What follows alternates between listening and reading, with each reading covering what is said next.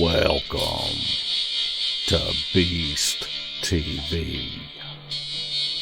Tonight, Larry and I welcome a lady a whole lot smarter than us.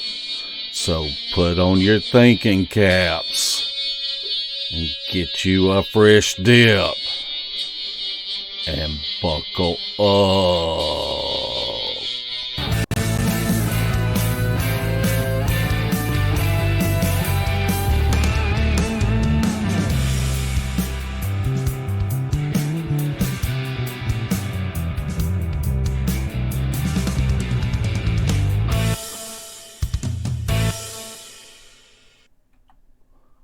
Larry Porst II. How you doing tonight, partner? I'm a little wore out from running around trying to get my stuff ready to go to the Washita's tomorrow after work. Oh. And you know me, I wait till the last minute. Hey, but you do good. You do real good for waiting till the last minute. Most of the time. Well, we want to welcome everybody to our show tonight, and we're going to try something a little different. We try to critique our shows and try to improve them and to help them just be better shows. So if you have questions tonight, then put them in all caps, but unless it pertains to what we are talking about, then we're going to save them for the end of the show. We've got one of our moderators, Shelly Reed. She's going to be copying and pasting the questions. But if there's a question that you have that our guest is talking about, just go ahead and put it in all caps, and Larry's going to try to catch it. It's just really important for us that if you've gone to the trouble and your time to watch our shows and to come on to the live chat, then it's important to us that your questions get answered. Larry, well, I'll just go ahead and talk about it. We're going to have an announcement at the end of the show. So we make sure that you stay put, because we're going to be talking about something really exciting, and everybody is invited. But we're going to go ahead and introduce our guest. Our guest is Amy Boo.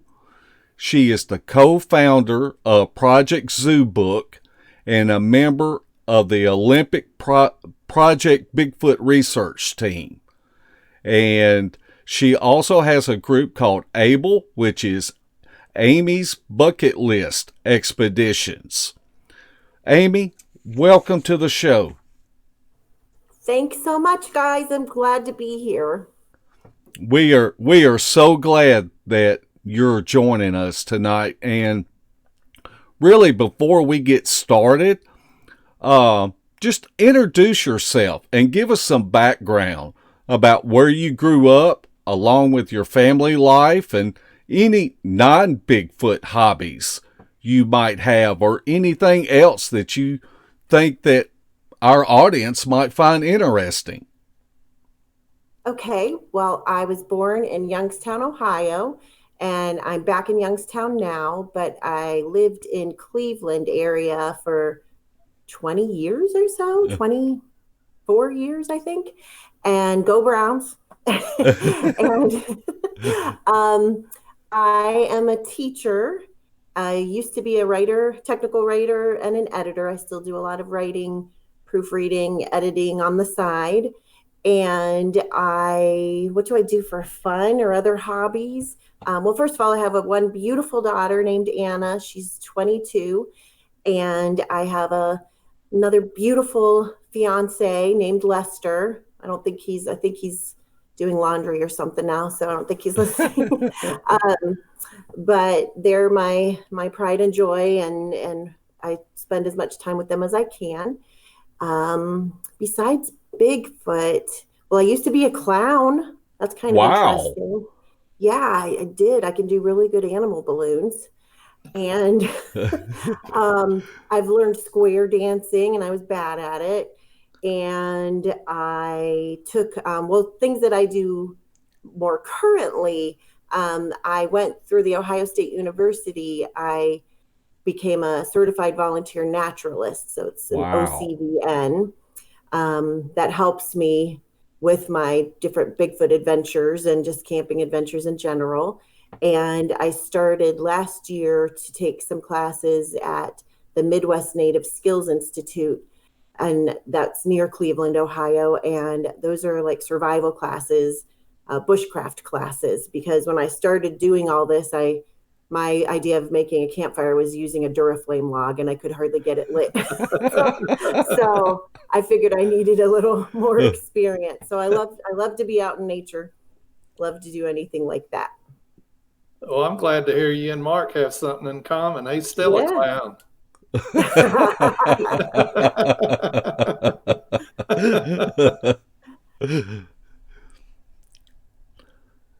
Amy, you became interested in Bigfoot after a couple of possible sightings. Would you walk us through what you were doing when you had this encounter and how it affected your life? Sure. It's affected my life greatly, and I'll explain that in a little bit. But basically, in 2012, I was a passenger in a car, and we were driving over Meander Reservoir, which is the city's water supply, Youngstown's water supply in Mahoning County, Ohio. And I saw something from a distance. So I always say it was a possible sighting because it was about 100 yards away. But I saw something hanging onto a tree and looking out at the water that I was also looking at. And it moved like its upper body all at once. You could see its arm. It didn't have any muzzle like a bear would.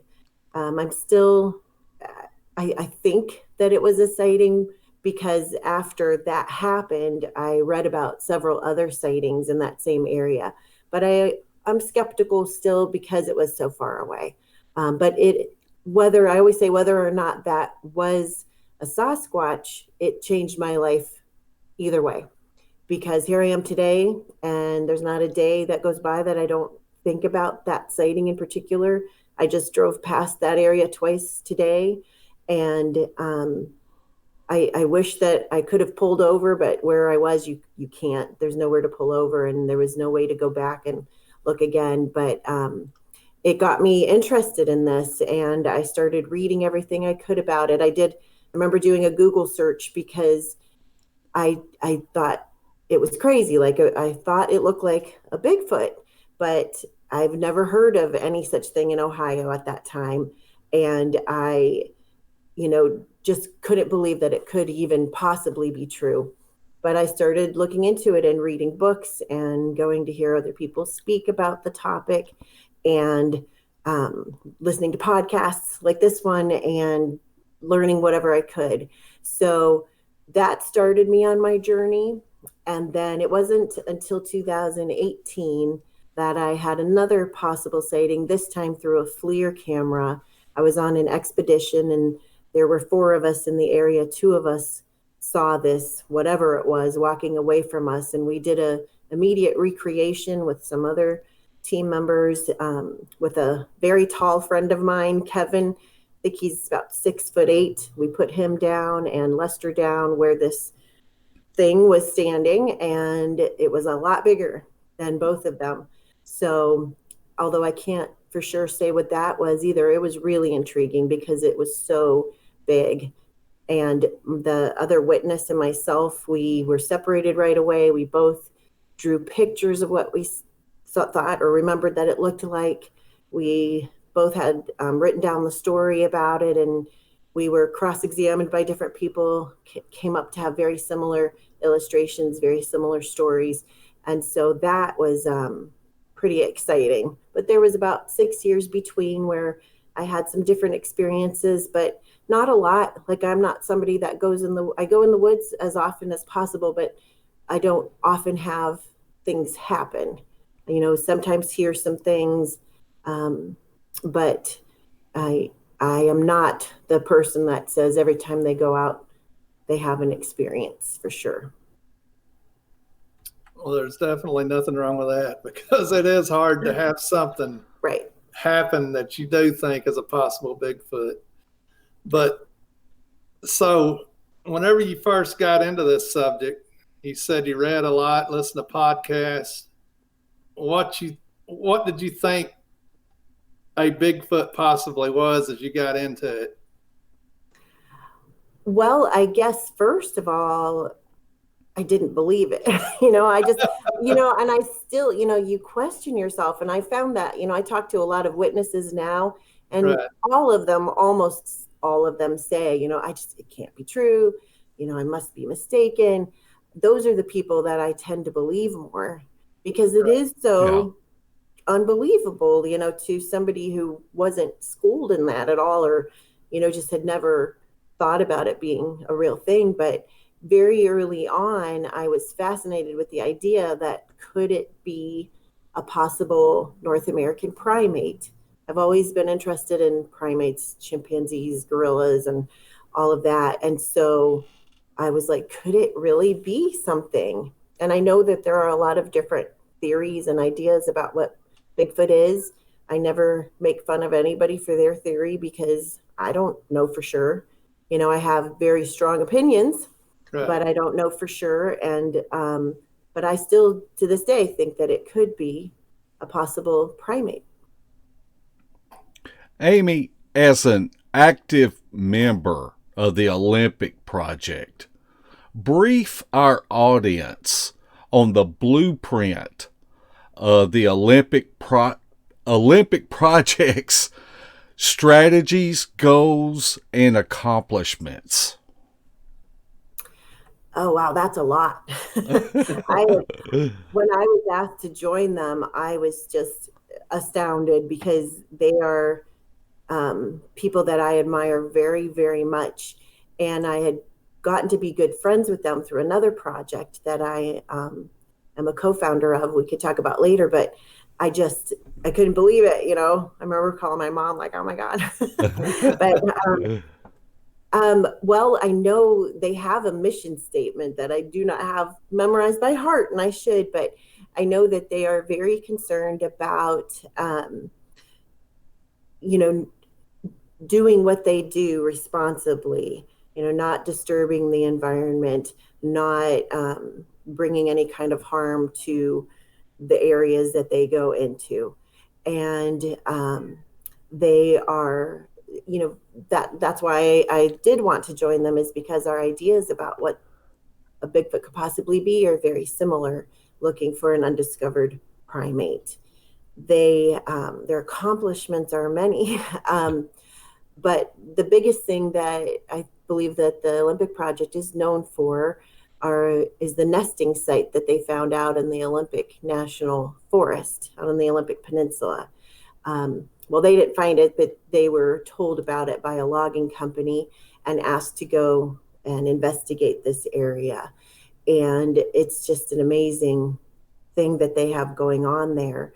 Are you guys familiar with the Olympic Project? I wasn't Yes, sure how. yes, Okay. ma'am.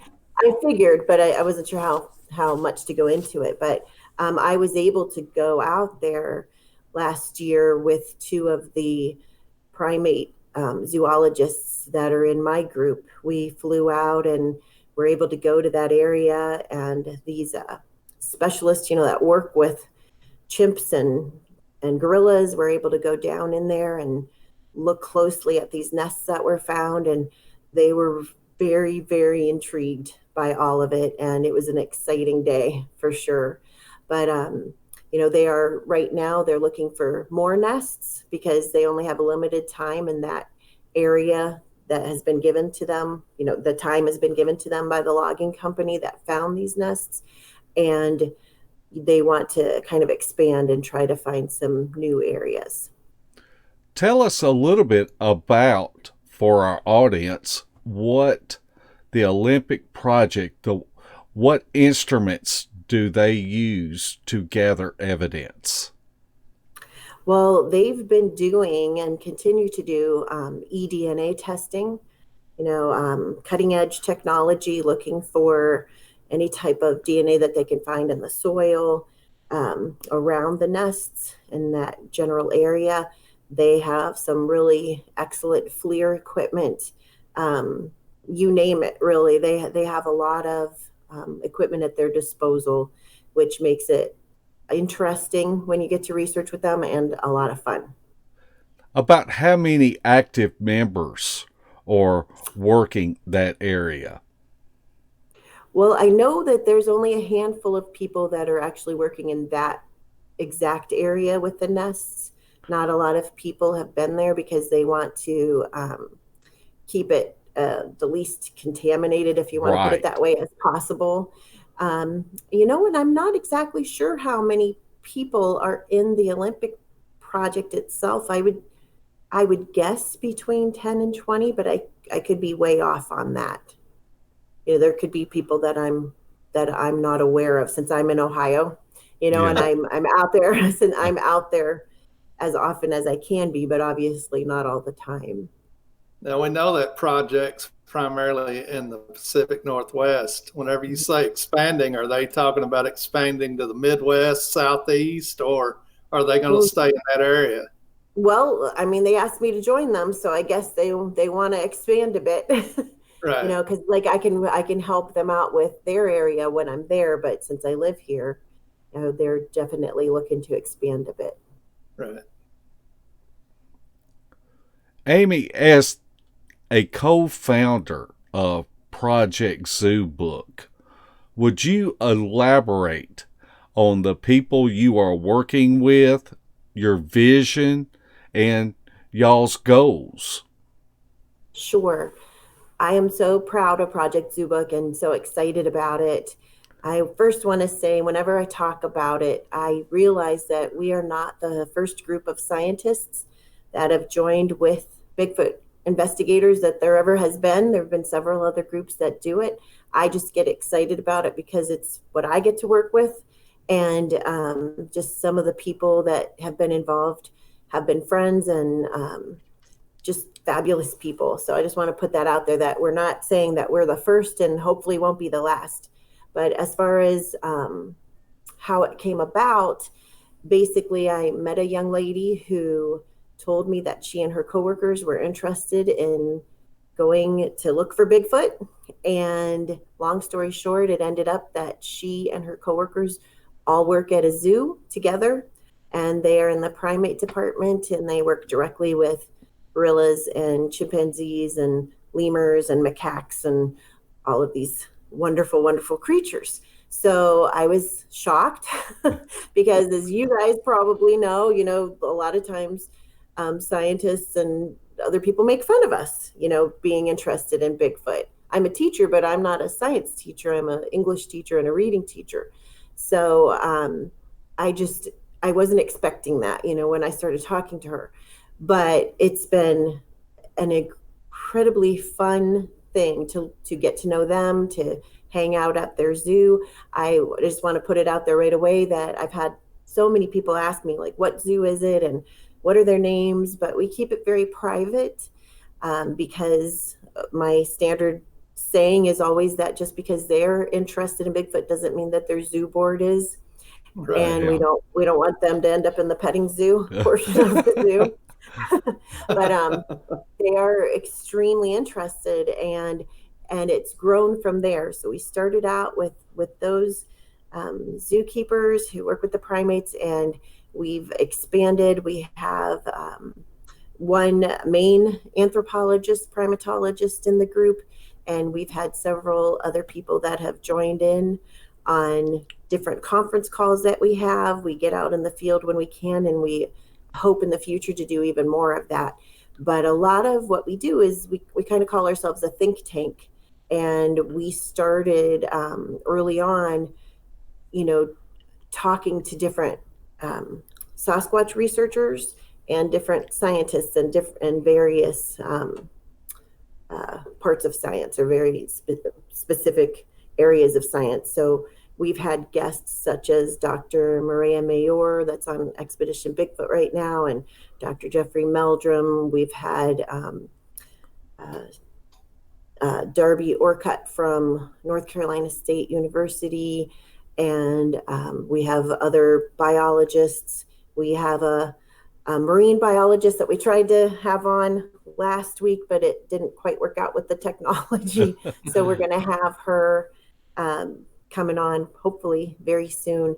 But we've had all kinds of scientists from different areas, like I said, and I don't want to, like I said, I can't give away too many things, but it's just been a joy. And we talk about different ideas, and we talk about, that's how I started getting more familiar with the Olympic Project. I'd already been out to their headquarters once before Project Zoo Book started. So I had met Derek Randalls and Shane Corson and the rest of the gang out there then, but got to know them really well, especially Shane through Project Zoo Book, because he's a member. So it kind of was a natural fit for me to then become a member of the Olympic Project. But we have a lot of plans in the future. I wish I could tell them all. but one of the cool things I got to do last year was a big year for me, a lot of exciting things, a lot of blessings. And I was able to go out to Washington, D.C. and go see Jane Goodall. And I got to meet her very briefly, but it was something I'll never forget. And all of it came about just by this kind of chance, lucky meeting, if you believe in luck, which I don't necessarily, with this wonderful primate zoologist. Right. So this group of primatologists and zoo keepers, workers, whatever, what on this subject gave them enough credibility to approach you to want to study this? That's a really good question. Well, there's kind of two parts to that. First of all, one of the young lady that I met first, she had gone with her dad to the Georgia Bigfoot Museum and was fascinated by it. And she, like me, like most of us, thought that, well, Bigfoot, haha, this will be fun, this will be good for a laugh, but was really intrigued by some of the things that they had there. Right. And then the other guy who's in Project Zoo Book, and he's the head gorilla guy at their zoo, he says that he had always had a fascination with Bigfoot. It kind of goes along, gorilla, big gorilla maybe. Right. And when she came back from the museum, she was like, what do you really think about Bigfoot? And they were kind of tiptoeing around it because none of them wanted to say at first that they thought it could be real, that there's a possibility. But then they start talking about it, and then they had this little Bigfoot lunch club, at the zoo, and we're all talking about it. And they started listening to Sasquatch Chronicles and Monster X and different podcasts, and they were noticing that with a lot of, we notice with a lot of the reports, the witness reports, there were a lot of primate behaviors that the witnesses, some of them didn't even seem to realize were very primate-like. And so they were saying, hey, maybe there is something to this. Maybe we should start listening more to this. And they got really fascinated by it. And I would say almost, if not every scientist, and we've had several that have joined us, almost everyone has said that they had no idea that there was so much going on in the world of Bigfoot, that there were so many witnesses, that there was so much footprint evidence, that there was so much audio. None of them had heard about the Olympic Project before, and they just had zero idea about it. And so I think you asked what our goal is, or our objective, I guess, and we just want to learn from each other, and we want to, who wouldn't love to be the ones to say, hey, there really is Bigfoot, but right. That's not even necessary. We're learning. I love what I'm learning about gorillas as much as what I'm learning from other people, and, about Sasquatch, the history of it and possibilities. But we are always talking about Dr. Bindernagel and how we kind of would love to continue his goal of making the subject of Bigfoot research less taboo. So that's our main goal. Right. Well, you mentioned Sasquatch Chronicles, and we do have to shout out for Wes, because Wes has really helped us. He happened upon our little rinky-dink podcast and really thought that it added value, and he started sharing it on his blog. So we just a shout out to Wes and all of the Sasquatch Chronicle fans. And before we move off Project Zoo Book, one thing that I wanted to touch on is that because of your diligence and working on with Project Zoo Book, you were awarded at the International Bigfoot Conference. You were the 2018 dedicated researcher. And why don't you speak to us about this award? It's something to be very, very proud of. Well, I still, when people talk about that, I'm still shocked. I remember I flew out there in Kennewick, Washington, and I was like out in the lobby talking to somebody, and I came in the back door of the auditorium. It was kind of like right after a break, and Russ Acord was up on the stage, and he's like, "Here she is, Amy Boo," and I didn't know what was going on. I had absolutely zero clue that anything like that was taking place. And I was laughing because I walked up there, and I just the whole audience kind of turned and looked at me, and I could just read their mind that they were like, "Who is that?" Who is that? And so, and especially because back then Project Zoo Book was very on the down low, if you want to say. We didn't talk about it at all, or hardly at all. And we still, there's only so much I can say about what we're doing and who's in it. I have to protect people. And that's fine with me. That's my job, in the whole Project Zoo Book. But it was an honor. I immediately thought of people like J.C. Williams and Kane Michael and different people that I would have chosen to have that particular honor that year. But I appreciated it very much. I do work very hard on what I do, but Project Zoo Book is just a whole bunch of people together. So I was just there accepting it for all of us. Well, that Kane Michael, he don't know squatch about Bigfoot. I love him. I'm just teasing. I'm just teasing, Amy. All over him. He comes to now. I'm so excited. We have my best friend and research partner Tina Sams and I have a event called Creekfoot in Columbiana County, Ohio, twice a year. And Kane came to the last one, and he signed up to come to the next one. And I could listen to his stories all day long. I admire him and his friend Eric. The time that they put out there. And the first time I ever met them, I was at Salt Fork State Park in Ohio, and I was camping up on in the primitive campground, and I'm sitting there, and these two guys, they were kind of dirty. Sorry, guys. That's them. They came walking out of the woods with all their stuff, and they had been in the woods for a week, sleeping in these hammock tents and stuff. And I'm like, oh, I want to be like them when I grow up someday. But they're the real deal. I really admire them a lot. Larry, why don't you tell Amy about our connection with Eric and Kane? We have a connection? Yeah. Well, all I can say is that lawyer and that judge, they're liars.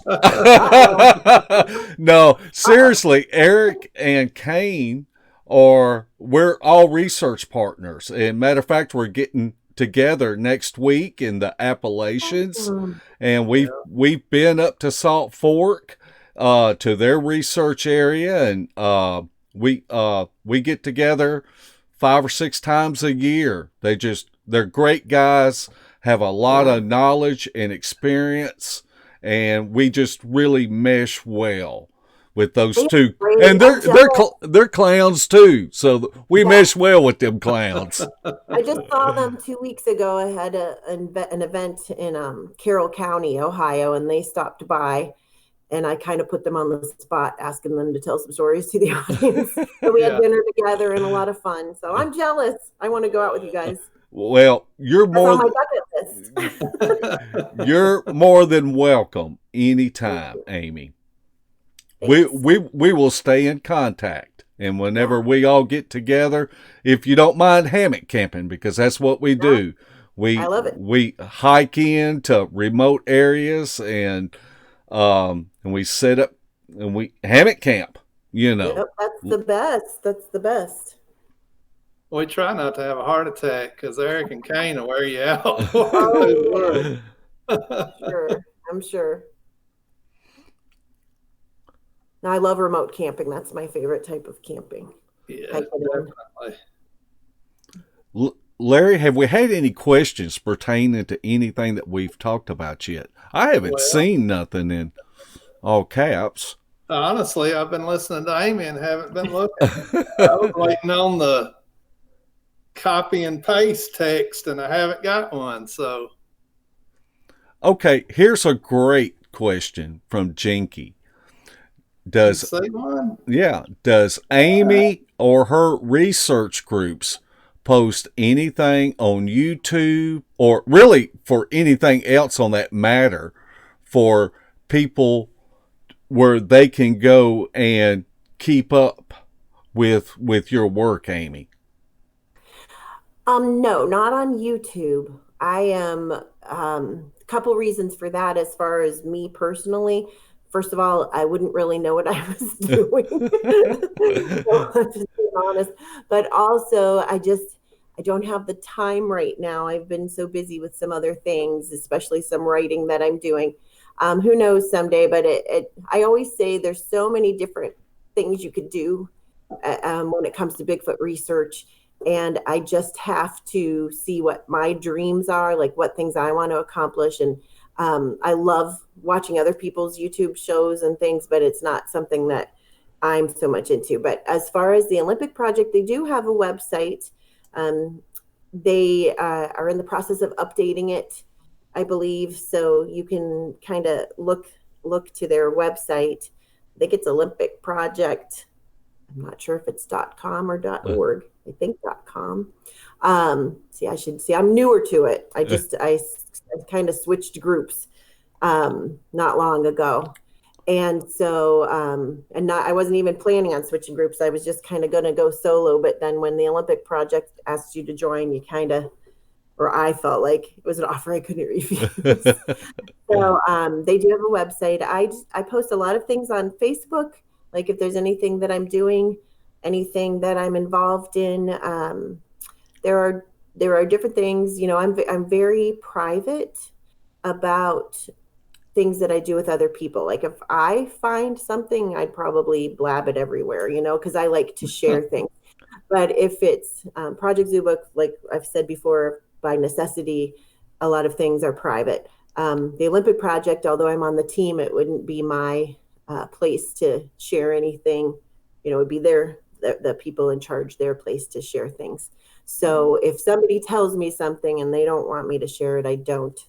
But hopefully, like I'll come up with my own things, or have I? You know, I do my own research as well in Columbiana County, and most especially in the Allegheny National Forest in Pennsylvania, because in Youngstown we're very close to PA. I spent my childhood out in those hills and forests out there near Marionville, and so I still am out there quite a bit.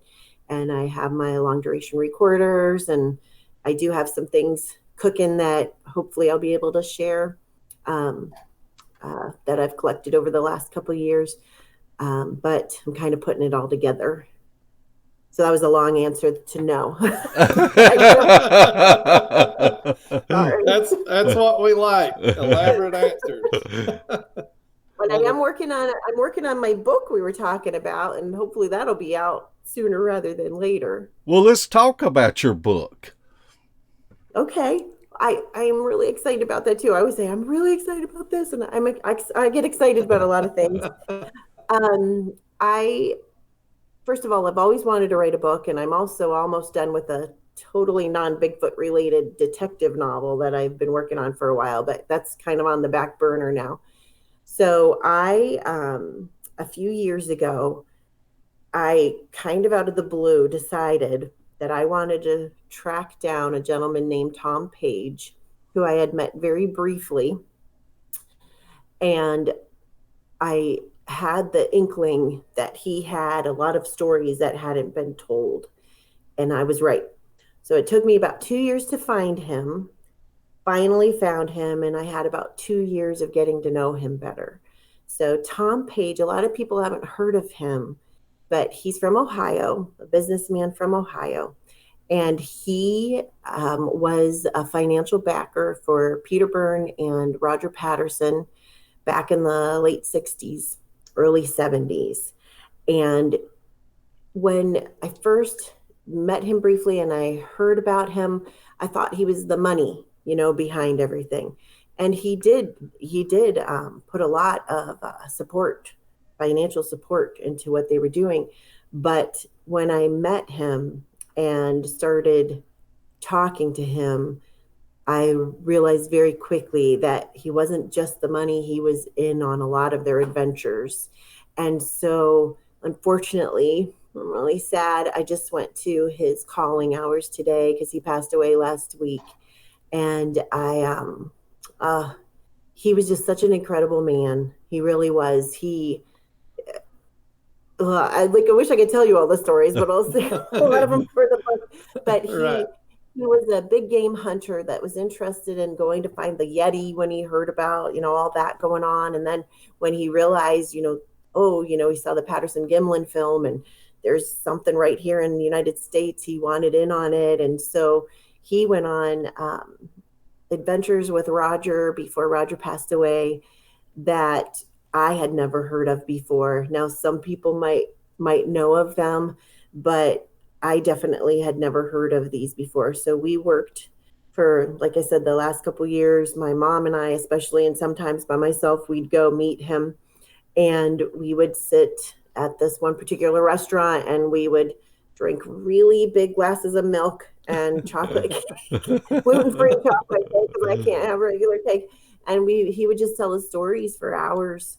And I would write everything I could down. I recorded a lot. And I just was talking to his kids tonight. I had met one of his daughters before because I wanted to make sure that I had the family's blessing. They didn't think I was some crazy lady, Right.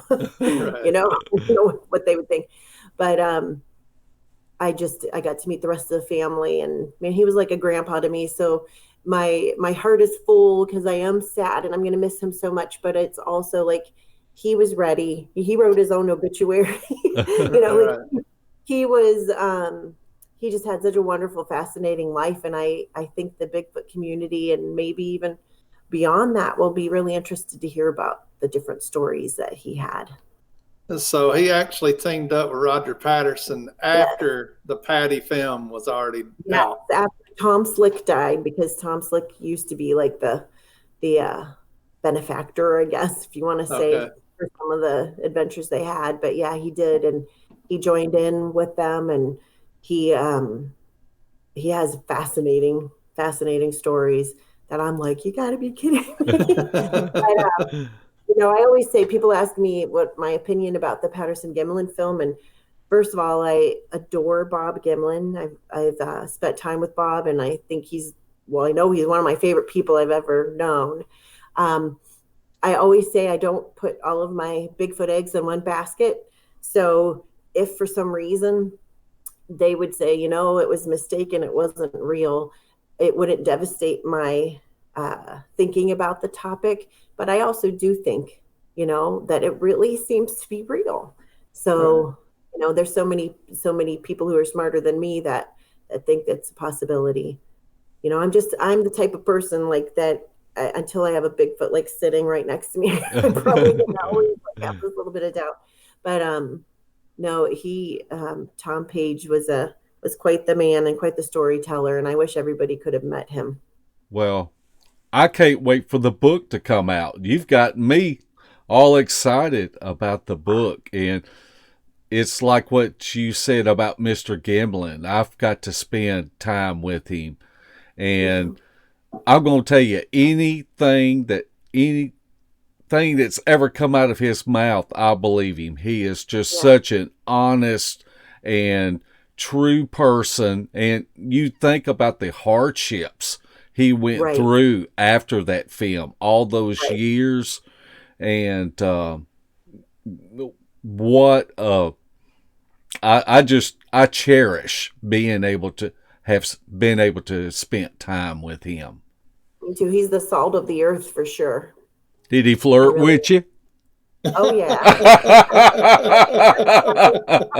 Maybe my mom.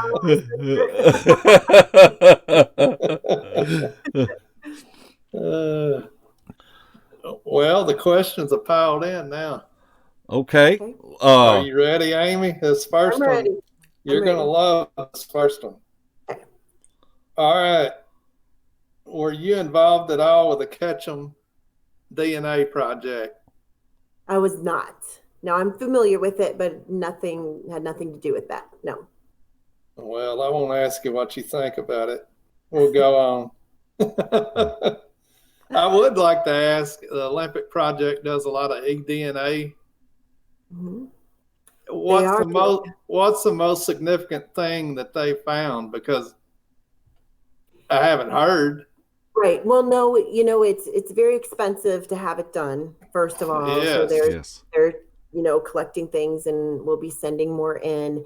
I don't know if you've ever heard of Laura Krantz and her Wild Thing podcast. Yes. Like one of the last episodes she did, she was talking about some initial results that came in, and I think there was like horse DNA in there, and probably contaminated from some people that were collecting.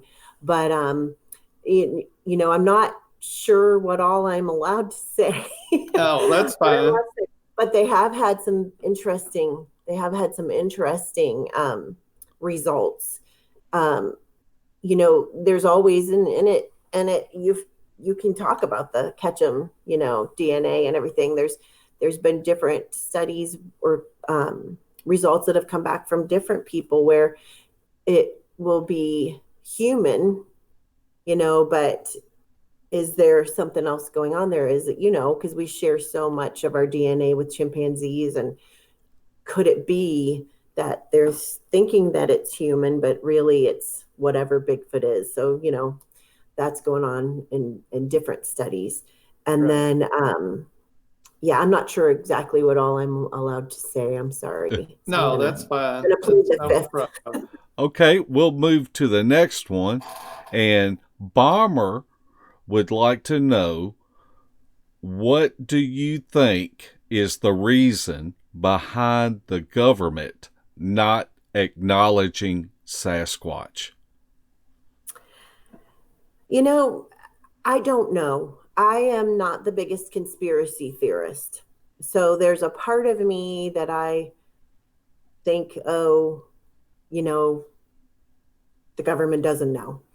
There's another part of me where you're seeing all of this come out about aliens and UFOs and things the government is admitting to knowing that they didn't know, that it's not so far-fetched of a theory or a conspiracy theory. Maybe they do know more. I know people talk about how, nobody would go to the national parks anymore, or the logging industry would be put out of business because of these creatures being there. I know what's said by a lot of people. Uh-huh. I don't know. I don't know if the government knows. I don't think they have to know. We talk in Project Zoo Book a lot about other large primate species that it hasn't been very long since they've been known or at least acknowledged by science, at least Western science. You have the Cross River gorillas. It wasn't too long ago that we didn't have proof of them. over in the Cross River region of Africa, and now we do have them. We had a new orangutan species, I think in 2017, that was finally verified. And so I think, there are these large primate species that are being, I hate saying discovered, because I always say that the natives knew they were there, but Westerners are acknowledging. So, maybe we just don't have the proof of it yet. That to me is a very valid possibility. But could the government know about it and not be telling us? Of course it could. I just obviously don't know the answer to that. Right. We don't know either. We've got about 3 questions, the same question from 3 different people. Debbie J., Wood Booger Farms, and Patrick Noble pretty much ask, what do you think they are? I think that they could be, if they exist, and I do think that they do, but I think that they could be a undiscovered or unnamed primate. Now, whether they are more toward a great ape or more human, I'm not sure.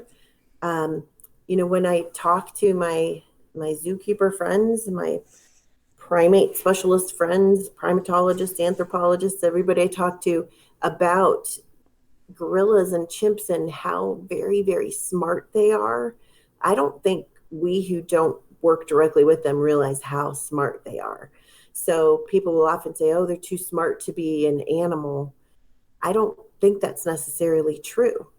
If you Google the Cross River gorillas and you see that first video from a camera trap that was taken of them just this century, they are all looking at that camera. Yeah. They know it's there, and the silverback, he bluff charges it.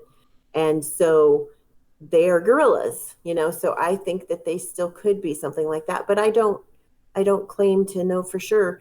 And I have a lot of friends who think that they're, maybe an alien, or that they can, go through portals and stuff like that. And a lot of people make fun of that, but I don't, because I don't know. Like, I love Ron Moorhead. I love his books. Shane Land, I love his book. I think if it's more something like that, some being from another planet or something, I think that would be absolutely fascinating. That would be even more exciting than if it was a large primate. So I don't know. But I guess what I would say is my focus is at looking at the possibility of them being a primate. Okay. Heather asked, what is the biggest change in belief you have had since you started researching? The biggest change in belief? Yes. I mean, it sounds... Oh, go ahead. It's kind of like when you first had your sighting and the early days of your researching, has your opinion changed as far as what these creatures are, their habits, or anything else pertaining to Bigfoot? I think that the answer is pretty simple. I hope it's not too boring, but I think it's just that there's a possibility that they exist, because I just never entertained that before. I knew what Bigfoot was supposed to look like from In Search Of and Harry and the Hendersons and whatever, I did a report on the Loch Ness Monster when I was a kid, and I think there was a part of the book about Bigfoot. I remember that there weren't that many books back then. So I knew what they were supposed to look like, but I really thought it was a myth, and it was only one of them, out in California. So I think just the fact that I spend so much of my time researching something that I never would have thought could be a possibility. And I really, truly, especially that it was, even though I had spent so much time already on this topic, when I went out there last year with those primate specialists and saw the looks on their faces, after looking at that nesting area, and how it looked so much to them like what their gorillas and, make, that because the one guy, he had been over in Africa. His curator is one of the people that looked for the Cross River gorillas. I believe sometimes I get my numbers mixed up a little bit, but his curator at his old zoo had lived over there, I think, for 8 years looking for those gorillas and saw them for a total of 10 seconds in 8 years. And that was his job. So learning all about that. And I'm like, oh my gosh, like they really could be real, so it's a simple answer, but just the fact that they could be an actual living thing. My thoughts about them haven't changed that much. Like I said, I have a lot of friends who think absolutely opposite of me. I I don't know what to think of that, but I have taken so many witness reports where people have odd encounters that I can't discount that. So I guess my mind is open. Controversial question. Did you have to leave the BFRO to join the Olympic project? No, there are actually several members that are in both. So that's the big thing. No, I did not leave the BFRO to be in the Olympic project. I know a lot of people think that, but I decided to leave the BFRO for some personal reasons, but also because I didn't feel that I was able to give the reports that I had the time that they needed. I had a lot of reports that were still open when I left, and they were all things that I had tried contacting people, and I was closing things out. And I was just like, you know what, I think I need to do this on my own.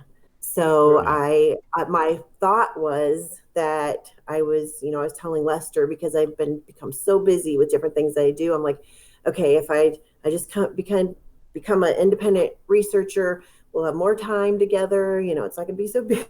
And it was just within hours that I get a message from Derek Randalls. And I think what he said was like, I know the dust hasn't settled yet, but would you like to join us? And I'm like, and I actually thought about it, because I was like, okay, it's another group. Like, do I want this? And it didn't take me long to think about, though, because I admire them so greatly. Right. So no, I didn't have to. I just, they knew that when I'm in something, I'm in something. So I'm like concentrating on that. Yeah. So, they knew then some time had freed up, and it wasn't long after I had left the BFRO. And I always want to say that there are still a lot of very good people in the BFRO that are my friends and that I admire greatly. And I think they're really good researchers. So it just wasn't for me anymore. Great answer. Amy Ray Dahl would like for you to describe what a nesting area is. Okay. Well, when this it was a surveyor for the logging company that came across this area, and they were going to clear cut the land, the trees there, from what I understand. And I'm paraphrasing, what I've been told. But he came across these, what looked like ground nests, and they called in some different people to look at these. They had a bear specialist. They had somebody who knew a lot about wood rats, because they make these structures out there too. And nobody could figure out what they were. And so at the end, Derek Randalls was called in, and he's the head of the Olympic project. And he and his crew out there have been studying these. And originally they were only touching a few of the nests, not to contaminate them. As of today, I believe they have 21 nests that they found. They are located along finger ridges out in the Olympic National Forest. The fingers, like there's a nest on each of the tips of the fingers. The nests were in different stages of, some looked older than others. And so I know in the point nest, so I'm just telling things that they tell a lot when they speak. The point nest, like the nest that went out the furthest, there were some two rocks that were found that the grooves kind of lined up like they had been hit together quite a bit. They have sight lines to the other nests. So if there were, a Bigfoot, if we're going to say that possibly that's who made these nests, we're sitting there, they'd be able to kind of see each other from where they were. The ridges had like an embankment going down to a stream with salmon, and they were behind and made out of huckleberry bushes. So these huckleberry bushes had been broken off very high up and sometimes stripped of the leaves, and the nests look very similar to what a gorilla would make. The material is down, and you can see pictures of them on the Olympic Project's website. There's like kind of a famous picture with Cliff Barrickman in lying down in one of the nests, because he's been out there as well, and Dr. Meldrum has been out there. So Dr. Meldrum, when he went out there, he saw that they had some structure like support out of other branches and things in those nests, and they're huge. They're really big, so a grown man can lie down in them, and they're pretty fantastic. If we say a lot that if it was some kind of a hoax or something, then whoever hoaxed it would have counted on the fact that probably nobody would ever find it. It takes a lot to get to that area. The primate zoologist had to crawl, underneath these plants and stuff to get down there. And it's not easy. It's not easy at all to do. So I got to go to the nest area. I would call it the nesting area, but I wasn't able to make it down into the nests. I had a bum knee at the time. So, but hopefully getting to go back this year, I hope, and can make it this time. But I got to see like an overview kind of where it was, but they got to actually go down into them. So it was pretty cool. Are there any photos? There are on the website. Yeah, you can see the nests, what they look like. Yeah, I tell you what, at the end of this broadcast, I will pin at the top the website for the Olympic Project and any other websites that you would like for me to put up there, and we'll pin it to the top so that our viewers can go to it and check it out. Sure. And like I said, I know they're working on updating their website. They're always out in the forest, like me and Shane and Derek, especially Shane. Like we'll be talking about, doing a Project Zuba call or something. He's like, I'll be gone for the next 2 weeks. He's always out there. But it's awesome. He took me and a couple friends to Mount Hood National Forest last summer. And we backpacked in several miles and set up camp right where he had his sighting. And that was probably one of my favorite trips I've ever gotten to do, because he showed us right where he saw the creature had a really good sighting, and he's dedicated his life to it. People that have had an experience, even people like me where it was far away, it's life-changing. It really is, because there's something you can't explain. Right. Well, Cameron Elf asks, what do you think of a baboon or dog-faced Sasquatch? I get people that ask me about Dogman a lot. I don't know what to think about it, because I'm glad he said the baboon part, because I tend to think that maybe it is something like a baboon. One of the most common audio traits, I don't know how to say it exactly. I talked to David Ellis. He's in the Olympic Project, and he's the audio guy, or one of the audio guys out there. And he talks a lot about a baboon bark, and how you have these wahoo sounds that people catch in areas where Bigfoot has been seen, or maybe tracks have been found, and it sounds very similar to that baboon bark if you Google that. So I think perhaps it could be something like that. I find it harder to believe in Dogman, it just doesn't make sense to me unless it would be something supernatural, which maybe it is. But I always say, like, Dogman scares me, so I don't really want there to be Dogman. I'm with you on that one. JJ asked, he wants to know what the name of your book is going to be called. Does it have a title yet? It does not have a title, no. Tom, like I said, he just passed away recently. And so a lot of what we were doing was taking his stories and kind of working on them together. A lot of it is still in note form, and I got to put it all together. So I'd like to get it done sooner rather than later and really concentrate on it. But as a teacher, it's kind of, I got to split my time, and then I travel a lot. I have a lot of trips planned for this year coming up and a lot of exciting stuff going on. So I'm trying to balance my time. But no, I don't. I think a title is really important. Yeah. And so he and I never talked about that. So I'm not sure. Okay. I'm gonna jump in between these questions. Yeah, Larry.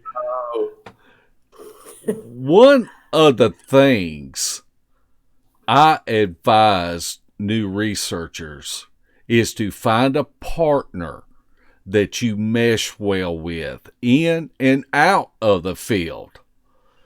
Tell us about your partner, Tina Sams, such as what each of you brings to the table, how y'all collaborate together, and successes that y'all have had. Oh man, I have like a couple different partners, and Tina is one of them. I have people that I do different types of things with. And Tina, you should talk to her sometime. She is a bundle of energy. She is fabulous at talking to people. Like, she and I are going to be going to Monroeville, Pennsylvania, like the weekend of February 14th, 15th, and 16th. We're going to go out there to the Allegheny outdoor show. And so I was out there last year with Dave Groves, and this year Tina and I are going, and basically we're talking to hunters and fishermen. And last year when we did it, I didn't know if we were going to have tomatoes thrown at us, but we did it. I was crawling around setting up my booth, like they had some carpet they wanted me to tape down. So I was doing that, and I looked up and I had 5 or 6 guys standing there that were vendors that wanted to talk to me about their sightings. So I've started to do more things like that. And Tina's coming because Tina is she's fabulous in the field. She's very detail oriented, but I'd say her biggest strength is getting people to open up to her, because she just relates well to people. She's a hunter herself. She's been outdoors her whole life. And so she is really, really good at that.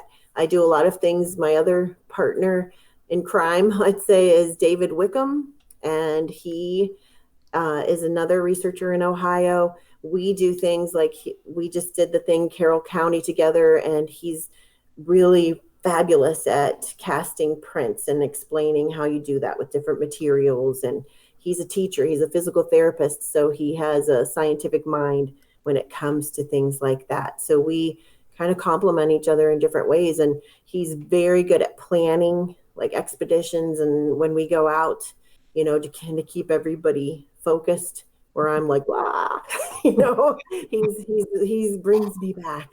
He always says he's my therapy animal or something. He brings me back. My emotional support animal, but he's a good friend of mine too. And then you were saying in and out of the field, Lester is somebody I wouldn't have been able to do half the things I do without his support.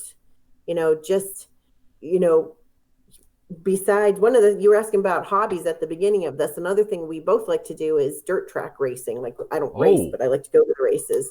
And he used to race a stock car, and now he's a mechanic for his friend's sprint car. So we like to go to the races and do things besides Bigfooting. But he has been such a phenomenal support, and he doesn't even believe in Bigfoot.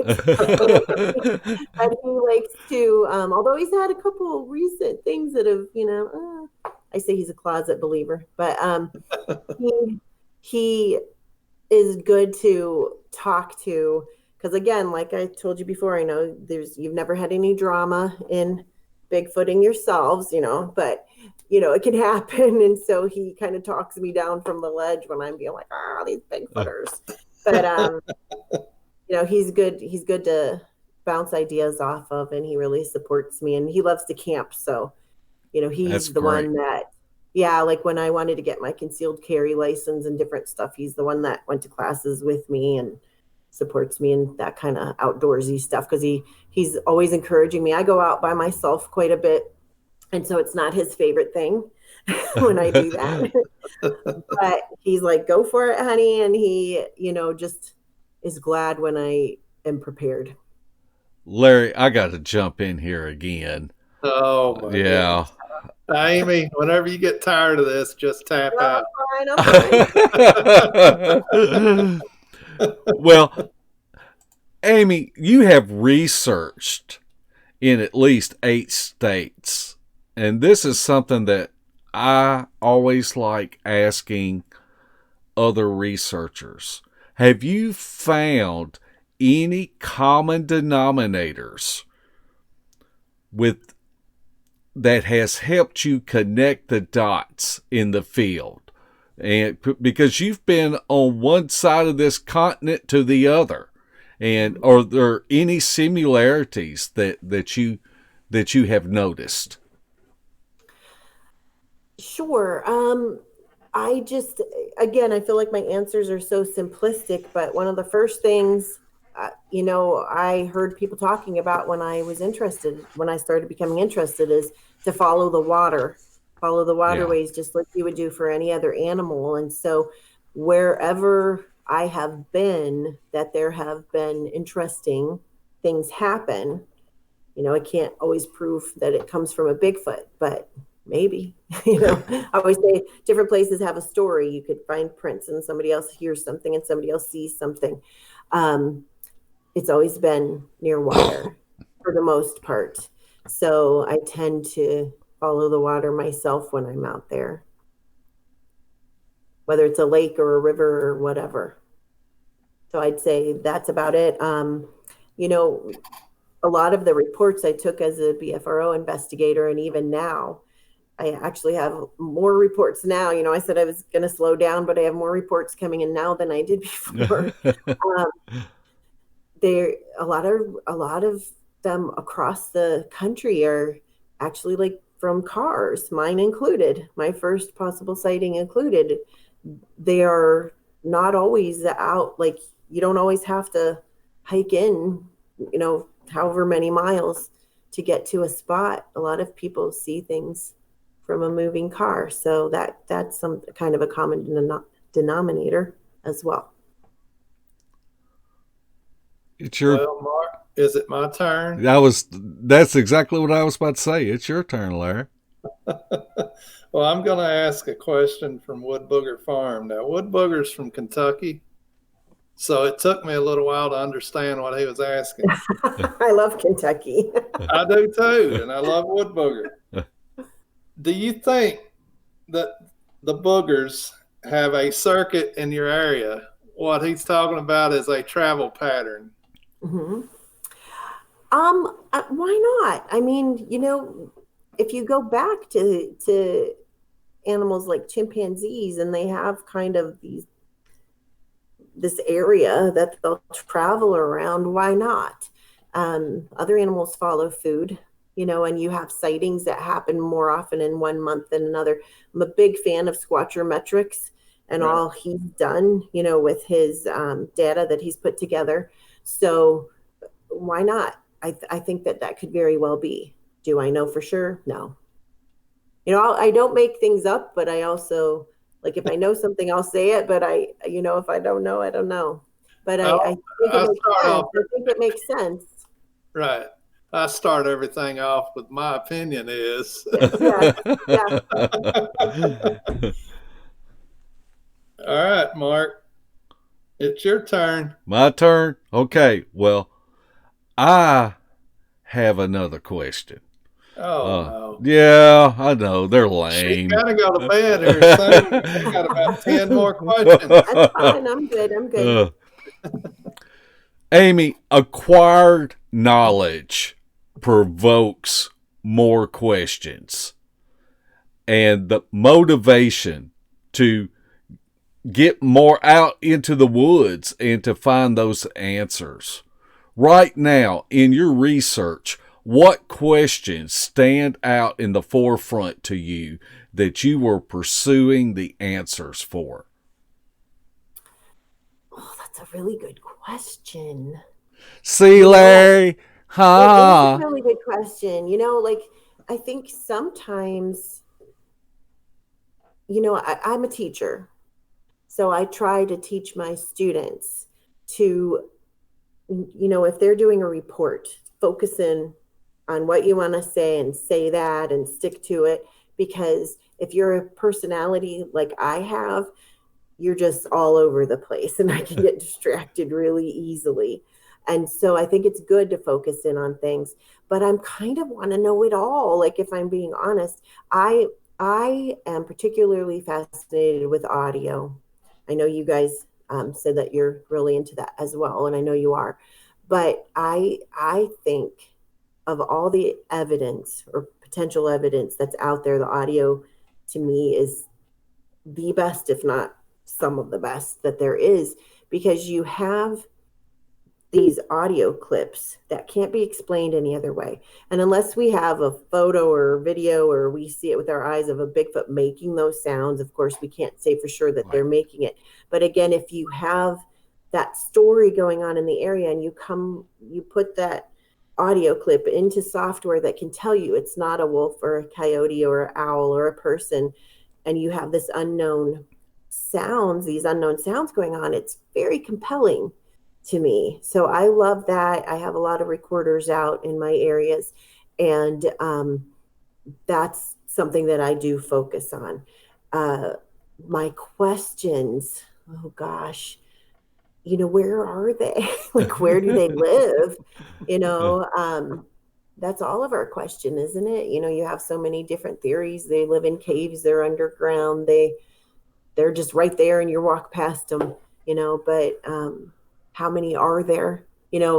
One of the first conversations that we had when we had our anthropologist / primatologist that joined us in Zoo Book, she was saying, it was her, and I know Dr. Meldrum was on the call, and they were talking about, what you would have, how many you would have to have a viable breeding population and all of this stuff. And I'm just like listening and soaking it all in.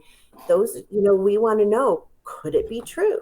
Could there really be an animal? If you're looking at it as an animal that's there, how many would you have to have? There's not that many Cross River gorillas left in the wild, and they still exist, so there wouldn't have to be that many. I know there's so many different theories about how many there are, but I mean, I want to know everything. I'm sorry.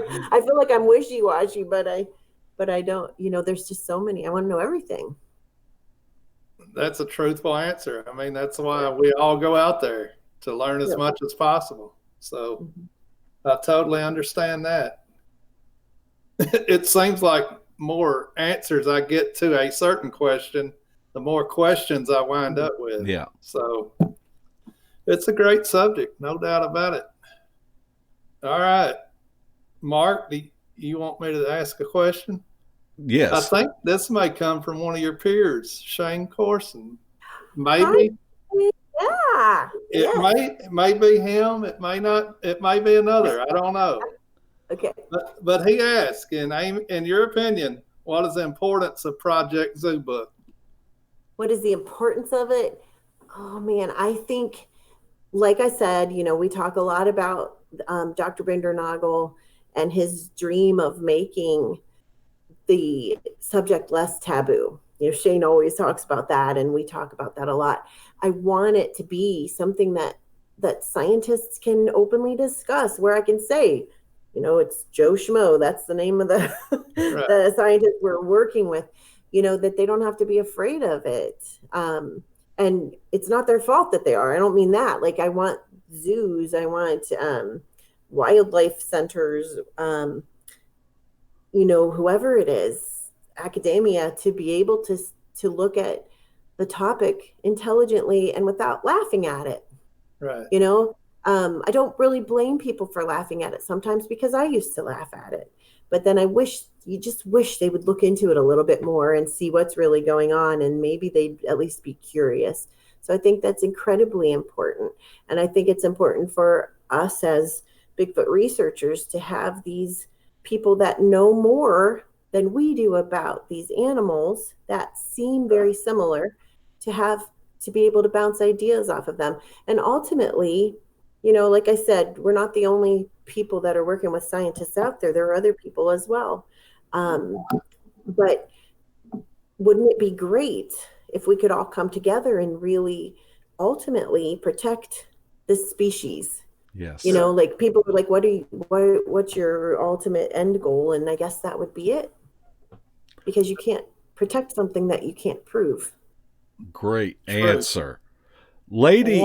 Wait a second. We're moving on too quick. I have a question. Okay. Now, with Project Zoo Book, what impressed me is that these scientists approached you, where usually it's a researcher begging a scientist to look at something. Yes. So there has been gains made there if scientists are approaching the researchers now. I agree. In the subject. I agree. Mark, that's all I wanted to say. Well, I saw where Rick just gave Larry $10. I did. Yeah, and that's the first time anybody's ever given us something besides crap. And I'm going to give it back. But thank you, Rick. Lady in the Woods wants to know, what will you do if you see one, Amy? I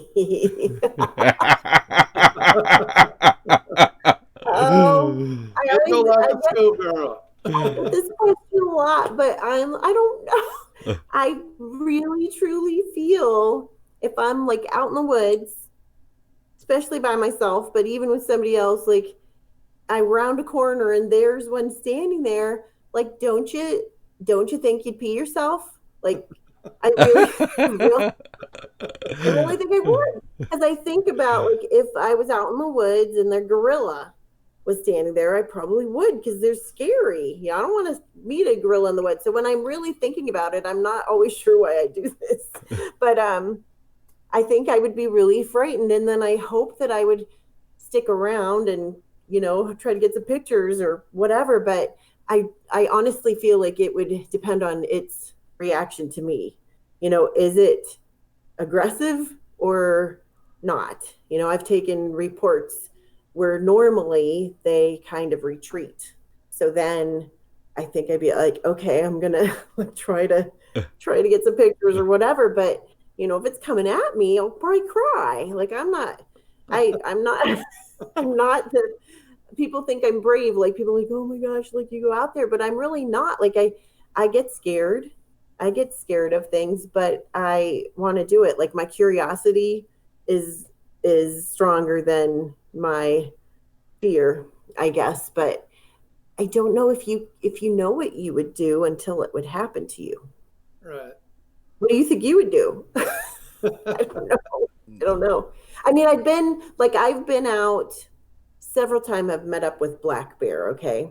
Uh-huh. And there was one time in particular, I was just taking pictures at a scenic overlook. I put my phone in my pocket. I hear something. I turn around, and here comes this rather large black bear up the hill and out of the woods. And so it came toward me, and it stopped, and it was, doing that, sniffing and kind of moving its head back and forth. And I didn't move. I didn't go for my camera. It was right there in my pocket, my cell phone, but I didn't want to make a sudden move. And I know black bears normally don't bother people, but they're still big and intimidating. So I remained calm for that. And I remember saying, "Hi, bear." like an idiot. But I did remain calm. So I hope that I would remain calm, and maybe I wouldn't pee my pants, but I'm not really sure, because it would be scary. Exciting, but scary.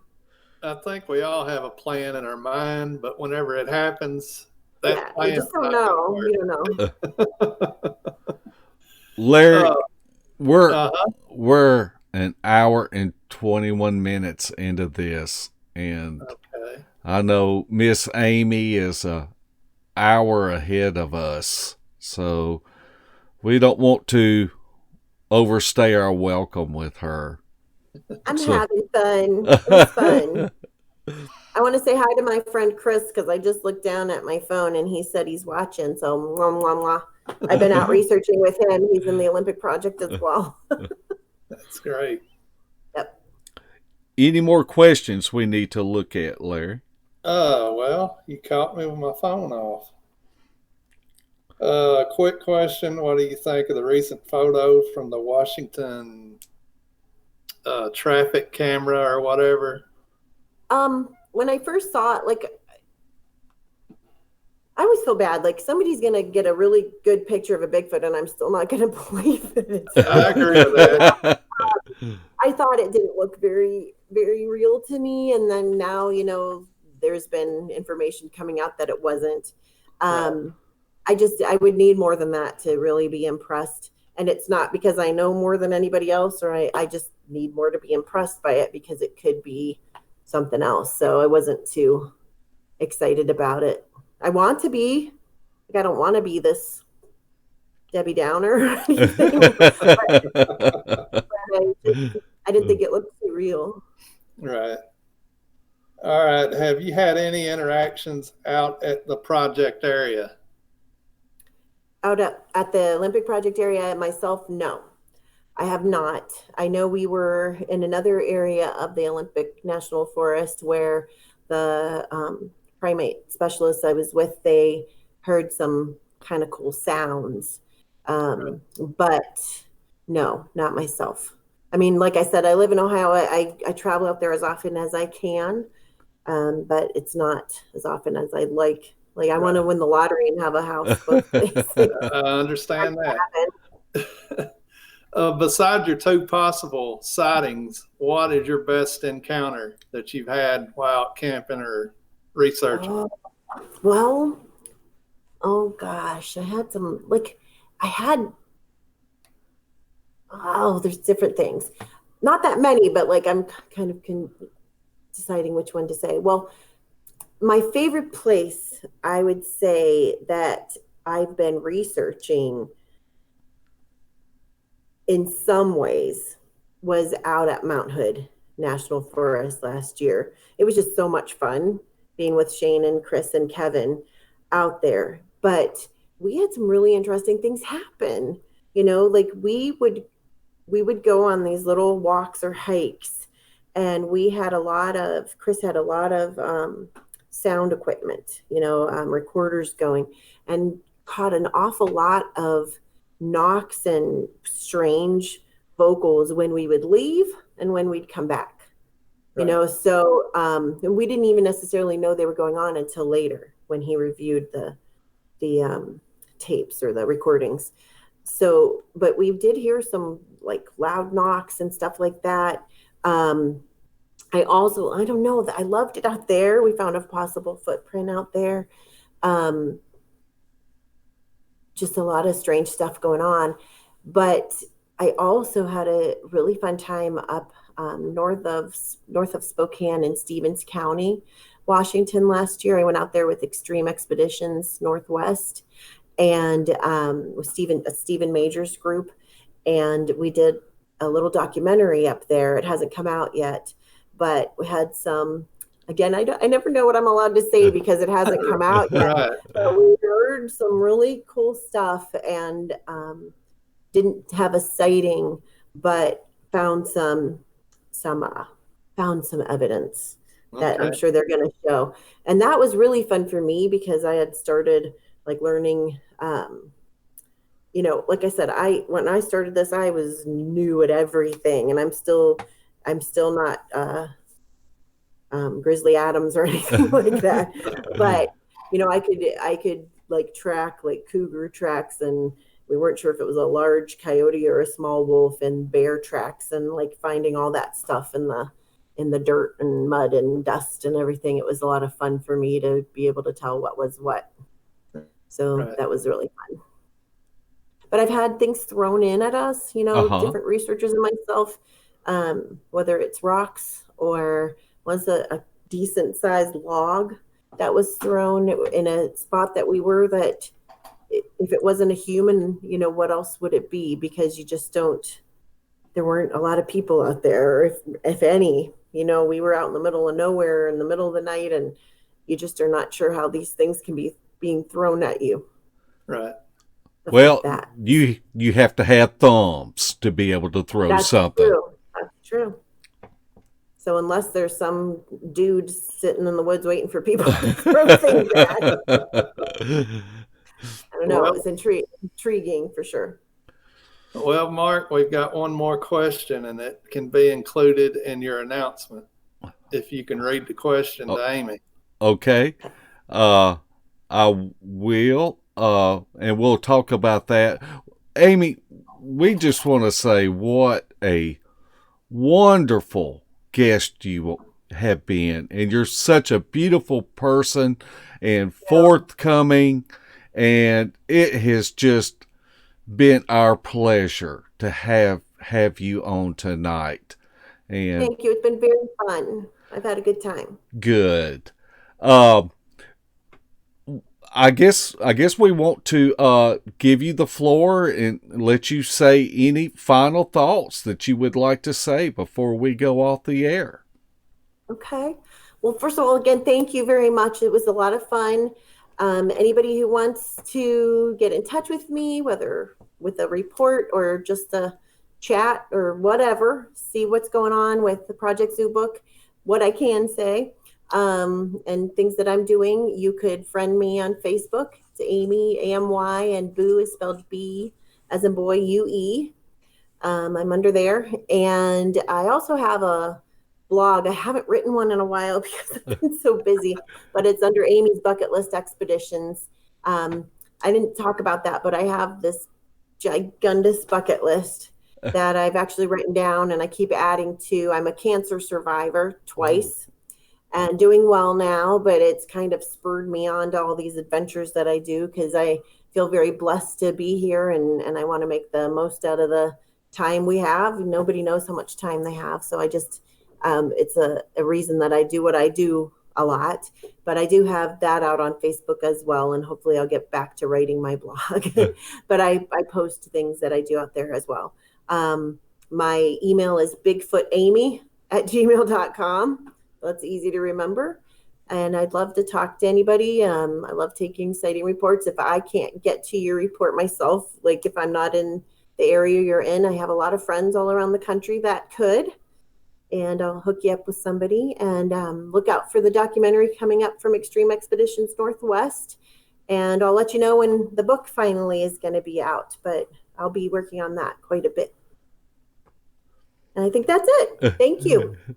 Thank you, Amy. Larry, any final thoughts? And then I would like for you to touch on what we talked about at the beginning of the show, what we've got upcoming.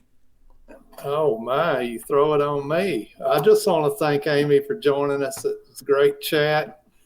I learned about your organization that you're co-founder of, and I'm impressed with that. I honestly didn't have any idea.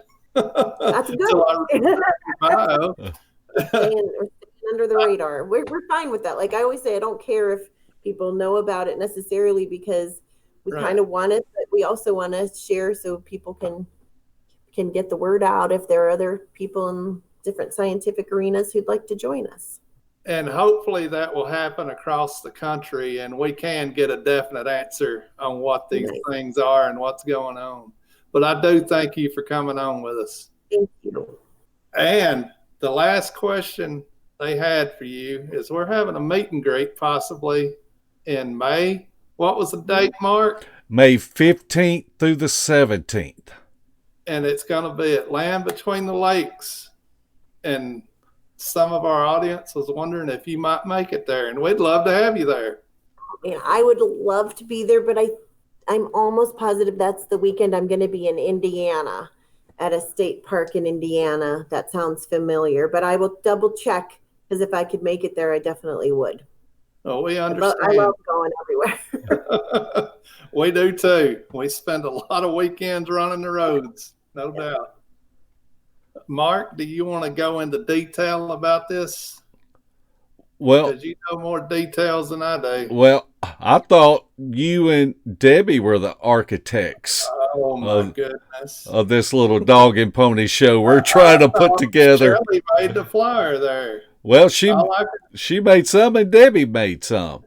Oh, okay. And I tell you what, if anybody else out there, I'm kind of computer stupid, but but if somebody wants to help us make flyers, man, I'll put a slideshow together with all of our flyers that are being made.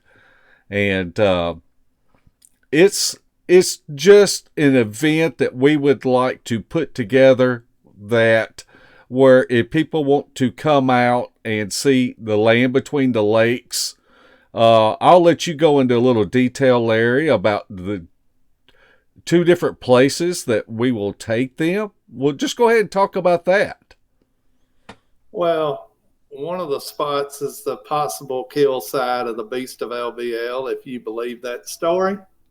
We know the location of this, and we'll go to that location and be able to look around and explore that area. And I don't know what other area you're talking about, Mark. Where the hunter got killed. Oh, I don't even remember where that was. Do you? Yeah. Well, Mark will take you over that location.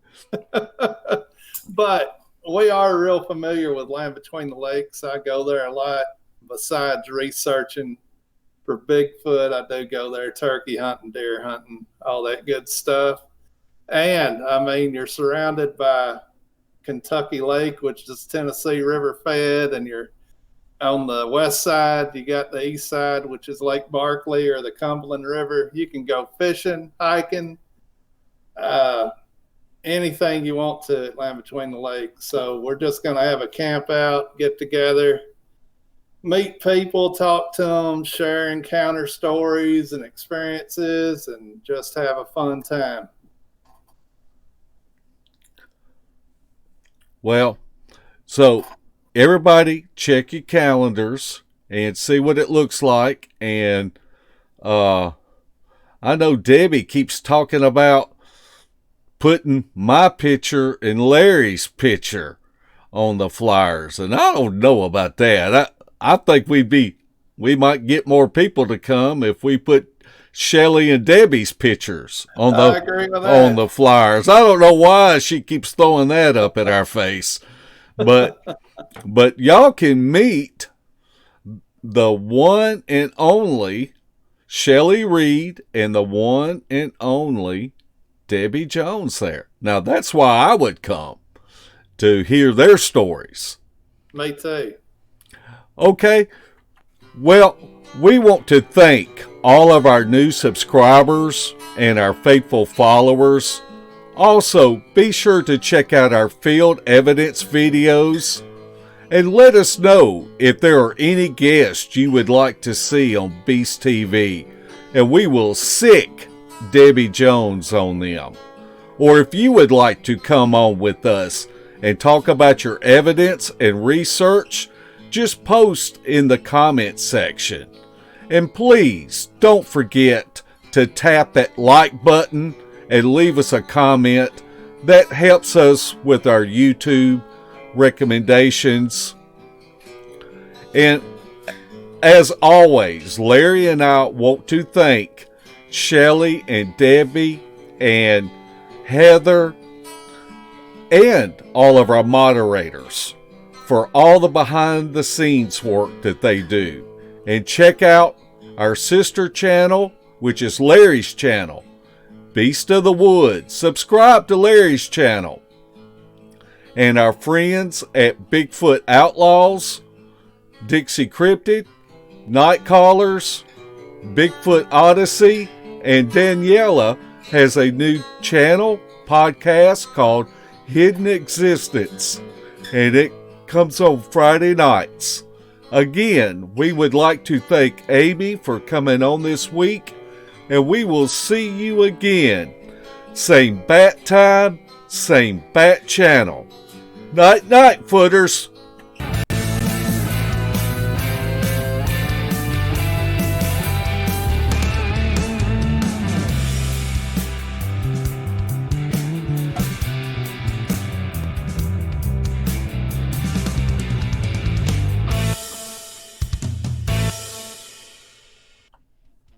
This has been a Sawdust production.